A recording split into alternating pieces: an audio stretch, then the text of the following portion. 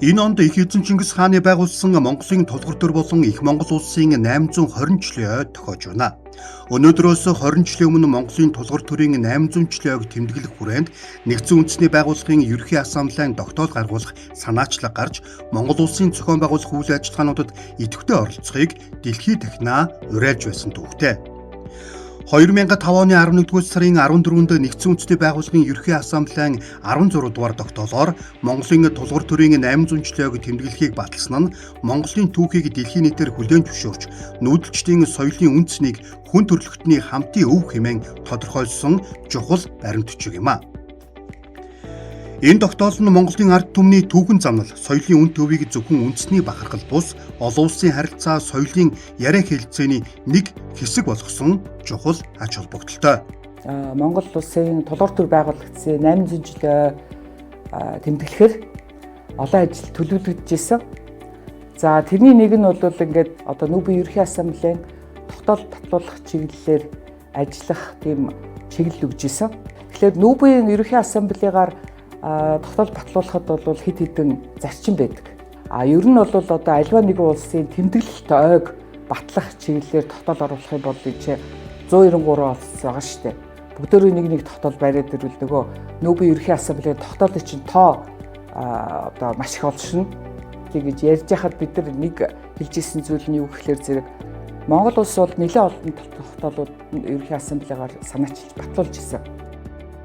Монгол улсын санаачилсан тогтоолуудаас дөрөвдөл 1978 он зэвсэг хураах 7 хоног, 1980 он хөгжиж буй орнуудын эдийн засгийн хөгжилд үндэсний мэргэжилтэд боловсон хүчний гүйцэтгэх үүргийн тухай, 1983 он сансар огторгойд зэвсэглэлээр хөөцөлтгөөс өөрчлөн сэргийлэх тухай, 1985 он улс түмэн инх тайван орших эрхийн тухай, нийгмийн дэвшилт хүрэх зорилгоор нийгэм эдийн засгийн өргөн цар хүрээтэй өөрчлөлтийг хэрэгжүүлж буй үндэсний туршлага, 1986 он бичиг үсэг үл мэдэх явдлыг арилгахад дөхөм үзүүлэх арга хэмжээ хүч чармаалтын тухай, 1999 он бичгтэн болох нэгдсэн үндэсний байгууллагын 10 жил бүх нийтийн боловсрол, 2005 он хөдөөгийн эмэгтэйчүүдийн аж байдлыг сайжруулах тухай, нийгмийн хөгжилд хошооллын гүйцэтгэх үүргийн тухай, 2006 он далайд гарцгүй хөгжиж буй орнуудын асуудлын тухай тогтоолуудыг нэрлэхэд хангалттай юм а.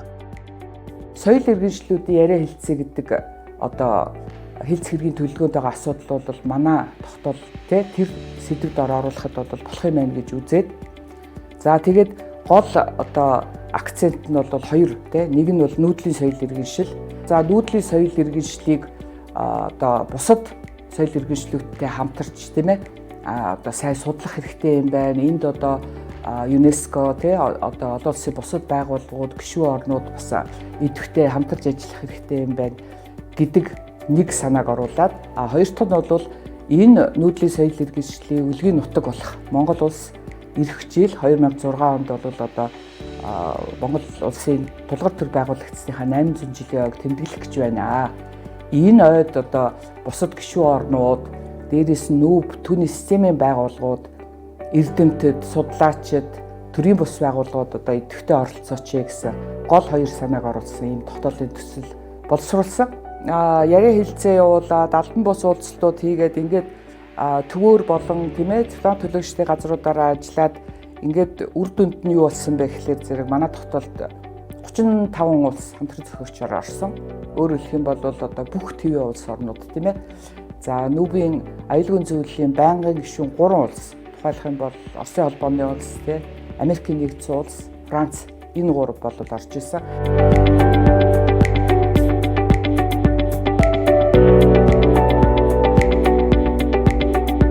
Тэрдэх 800-ны өмнө их эзэн Чингис хаан их Монгол улсыг байгуулж монголчууд бидний өвөг дээдэс өрөнд орныг төрт ёс хууль цаазын дор төвшөтгөн Евразийн өргөн удам нутагт Монголын их амар амгаланг цогцлоож хүн төрлөختөн хөгжин дэвжих үнд суурийг тавьсан түүхтэй юм а.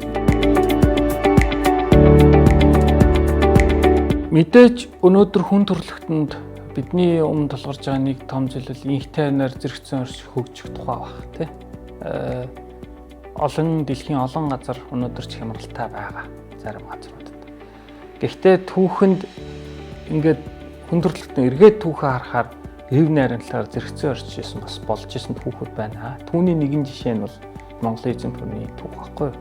Тэгээд эзэнт гүрний түүх тэр олон угсаатныг, олон үндэстнийг нэгэн дээвэр дор нэгтгээд зэрэгцэн орших боломжийг өгөөд өрөнд орныг холбосон тэр соёлын солилцоог одоо бий болгоод тэгээд түүнийг хэрэгжүүлэхийн тулд зам харилцааг нь хөгжүүлээд тэгээ үүний найдвартайгаар одоо элч төлөөлөгч явах боломжийг хангаж чадсан бол энэ бол хүн төрөлхтөнд бас нэг ингэж орж болдгийм байна гэдэг тэр юмыг харуулдаг байгаа. Тэгэхээр энэ учиг нь тэр олон улсын байгууллага одоо юу гэдгийг те тэр дэлхийн чиглэлийг тодорхойлоод тийм үүнээс цаашаа хүн төрөлхтөн бид нэг ингэж явах хэрэгтэй гэсэн тэр баримжаа юм зорилгод нийцж байгаа учраас энэ түүхийн асуудлыг тогтоолоор ингэж гаргаж тавьж түүнийг нь улс түмэнд зөвшөөрж байгаа.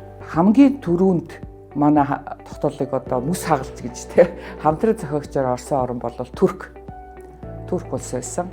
За дээрээс нь Германы одоо байр суурийг хүлээж авсныхаа дараа бид нар жижиг орнуудыг бас тэр нөгөө Европын холбооны хүмүүсийг хагалахын тулд уулзж яхад Люксембург Европын холбооноос анхны хамтран зохиогч болж орж ирсэн.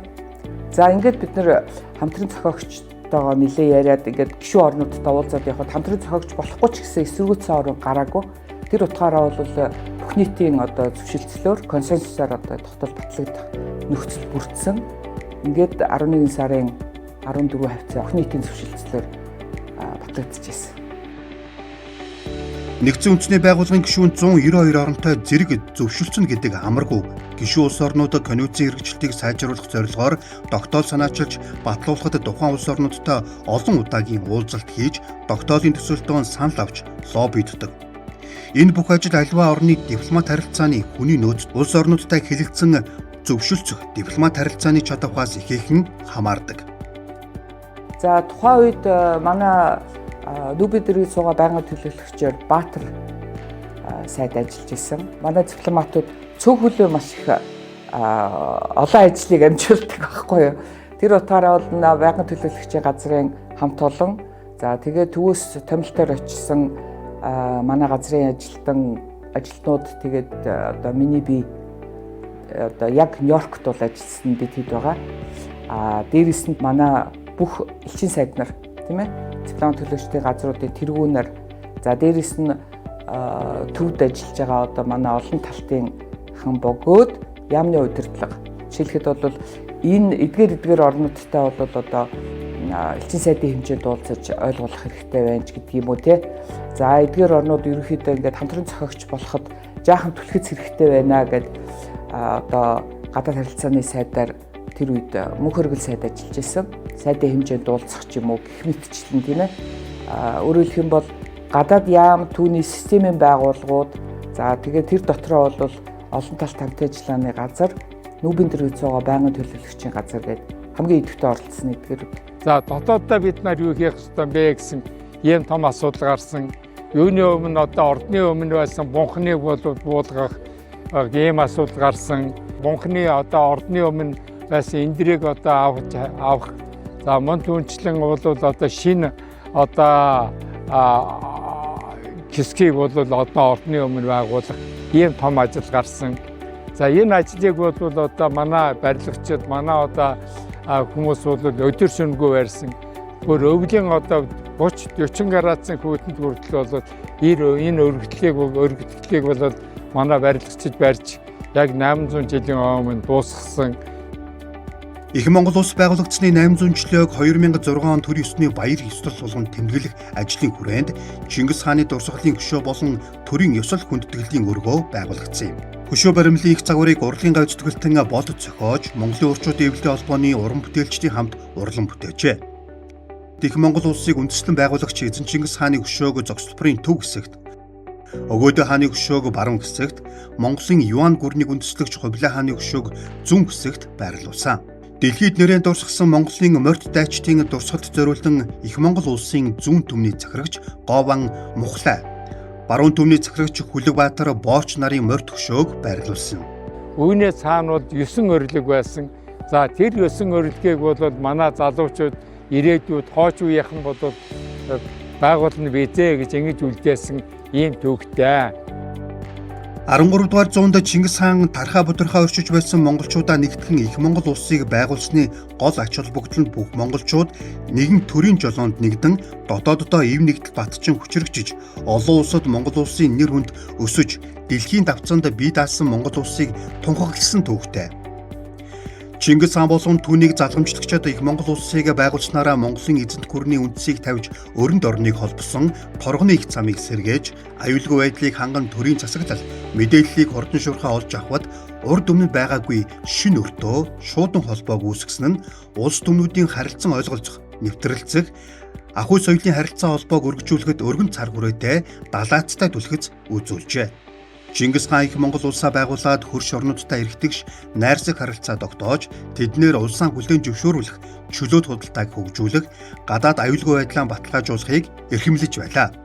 Монголын эзэнт гүрэн байгуулагдсанаар Чингис хаан энэ их Монгол улсыг тунхассны дараагаар түүний үр ач нарын үед улам өргөжинд хэлсэн энэ эзэнт гүрний үед яригддаг нэг зүйл бол Pax Mongolica буюу Монголын инх те Монголын амар амгалан ч гэж орчуулж байгаа. Энэ Pax Mongolica гэдэг нь юуг хэлээд юм гэхээр энэ том эзэнт гүрэн бол бүгдийг одоо эзэнт гүрний харьяанд орсон тэр газар нутгад бол дайнд дэжингүй бах.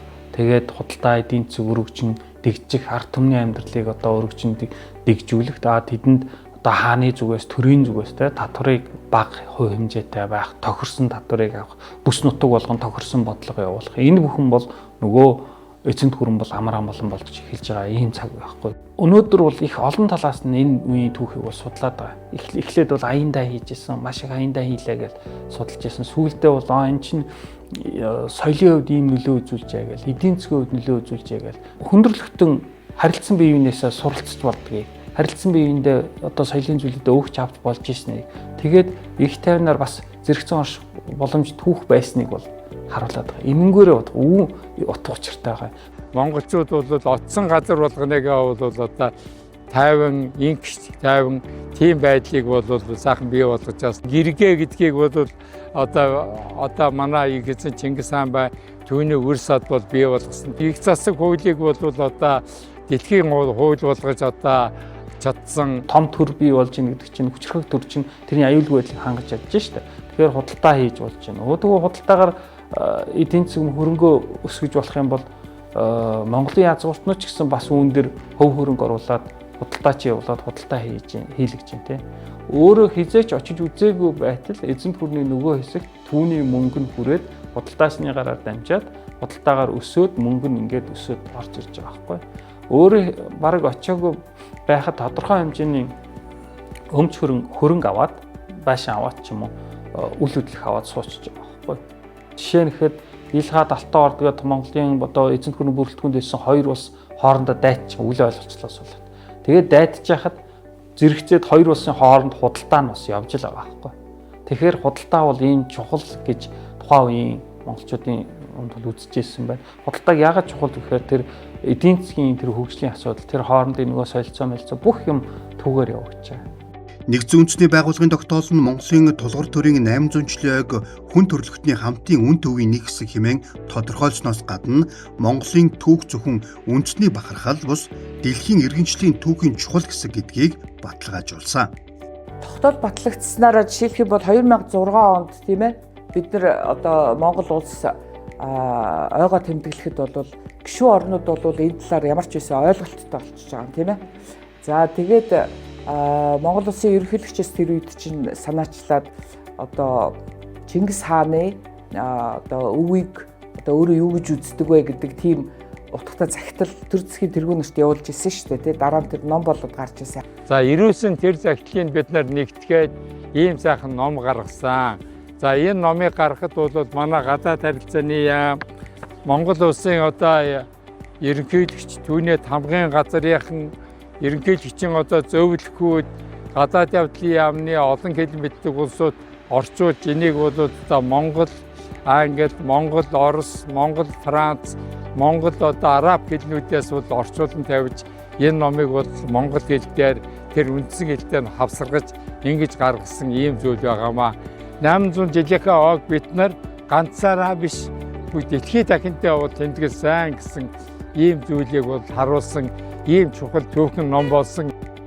тулгуур төрийн 800 жилийн ойг нэгдсэн үндэсний байгууллагын ерөнхий ассамблеийн тогтоолоор тэмдэглэсэн нь Монголын түүхэн өвийг дэлхийн нийтэд үнэлүүлсэн соёлын дипломат харилцааны томоохон амжилт төдийгүй хэд хэдэн эрх зүйн боломжийг нээсэн юм а. Монголын түүхэн ойн нэгдсэн үндэсний байгууллагын тогтоолоор баталгаажсан тул олон улсын эрх зүйн түвшинд тэмдэглэгдэх үйл явдал болж Монголын түүх соёлын өвийг дэлхийн нийтэд албан ёсоор үнэлүүлсэн. ЮНЕСКО болон бусад олон улсын байгууллагт Монголын соёлын өвийг хамгаалах, сурталчлах ажлыг эрх зүйн үндэстэйгээр өргөжүүлэх боломж олгосон. Монгол улс өөрийн түүхэн ойг олон улсын түвшинд тэмдэглүүлснээр улс төр эдийн засаг, аялал жуулчлалын салбарт Монголын өв соёл гэсэн брендийг хууль ёсны суурьтайгаар ашиглах боломжтой болсон. Нэгдсэн үндэсний байгууллагын тогтоол нь Монголын түүхэн ойг тэмдэглэхийг зөвшөөрсөн тул Монгол улс инх тайван соёлын харилцан ойлголцлыг дэмжигч орон гэдгийг эрх зүйн түвшинд баталгаажуулсан. Ач холбогдол нь бол би бол их өндөр гэж хараад байгаа. Юу вэ гэхээр за тэр 800 гаруй жилийн өмнөх тэр дэлхийд онцлогсон тэр түүхийн нэг хэсэг нь үргэлжилт нь өнөөгийн Монгол улс юм а, монголчууд юм а гэдгийг бол илэрхийлж байгаа. Тэрнийг бол бид бол олонтыг авч яваар бол бахархаас өөр аргагүй. Нэг тэр бахархлыг бас олон улсад тунхаглаж байгаа ач холбогдолтой зүйл. Хоёрдугаарт нь Монгол улсын монголчуудын хувьд мөн хилийн гадна сууж байгаа ч юм уу одоо бүх монгол гаралтнууд байна шүү дээ тий. Энэ бүх монгол гэж өөрийгөө энэ тодорхойлж байгаа. Энэ бүх хүмүүсийн хувьд бол бид бол энэ түүхийн бас нэг хэсэг шүү гэдгийг бид мэдрэх тэр мэдрэмжийг бол өндөрсгөж өгч байгаагаар ач холбогдолтой зүйл гэж бодож байна. Нэгдсэн үндэсний байгууллагын ерөнхий ассамблеийн их Монгол улс байгуулагдсны 800 жилийн ойг дэлхийд дахинад тэмдэглэн өргүүлэх талаар гаргасан тогтоолд нүүдлийн соёл иргэншил нь худалдаа арилжааны өргөн сүлжээг хөгжүүлж, захиргаа соёл шашин болон худалдааны томоохон төвийг байгуулахад чухал үүрэг гүйцэтгсэн гэж тэмдэглэжээ. Тэгэхээр энэ Монголын түүх соёл үеийг бол бид нар өргөж ингэж тэмдэглэж, Монголын нүүдлийн соёл бол дэлхийд дахинд ямар их чухал ач холбогдолтой нүүдлийн соёл болон одоо суугаа орны одоо соёлыг нэгтгэж хамтруулж чадсан ийм улс бол ганцхан Монгол байгаа. Яг нүүдэлчин байдлаараа үлдсэн ийм хэсэг бол Монголын хөдөөд байгаа. Энийг бол одоо бас дэлхийд дахинд одоо танилцуулах ийм түүхэн одоо үүрэг бол манай залуучууд залуу үед бас гарч байгаамаа. Нүүб гэдэг чи одоо дэлхий гэсэн үг шүү дээ, 193 орн гишүүн те. Тэгэхээр нүүбийн гишүүн орнууд бүгдөө эсэргүүцэхгүй хүлээн зөвшөөрч байна гэдэг чи одоо Монгол хүн те, Монгол хүн болж төрснийх, Монгол улс түүхээрээ одоо өв соёлоороо одоо бахархах тийм одоо сэтгэл төрөн л дөө. Их Монгол улс байгуулагдаад Монголын эзэнт гүрэн байгуулж 100 гаруй жил оршин тогтножээ хамгийн багадаа. Зарим түүнээс ч урт хугацаанд зарим газар оршин тогтножээ. Тэгээд түүний үлдээсэн өвөд хааны юу вэ гэж зарим хүмүүс тэгж Монгол улсад яг том ямар барилга байгаа гэдэг ч юм уу тий, ямар хот байна ч юм уу. Гэхдээ үлдээсэн өвөд бол олон зүйлүүд байна. Археологийн дурсгалаар илэрч байна, оршуулгын дурсгалаар илэрч байна. Эзэнт гүрний үеийн үлдээсэн тоглоом наадам олон зүйл ингээд байна. Бид нар энэ эзэнт гүрний түүхийг зөвхөн бичиг ч юм уу эсвэл одоо нэг гэргээ ч юм уу юм бодит зүйлээс гадна бас түүний цаад утга агуулга цаад утгын тухай бол хандах цаг бас болсон гэсэн. Эзэнт гүрний нутаг дэвсгэр том учраас түүний өв бол тэр бүх газар нутгуудад хүрж байгаа.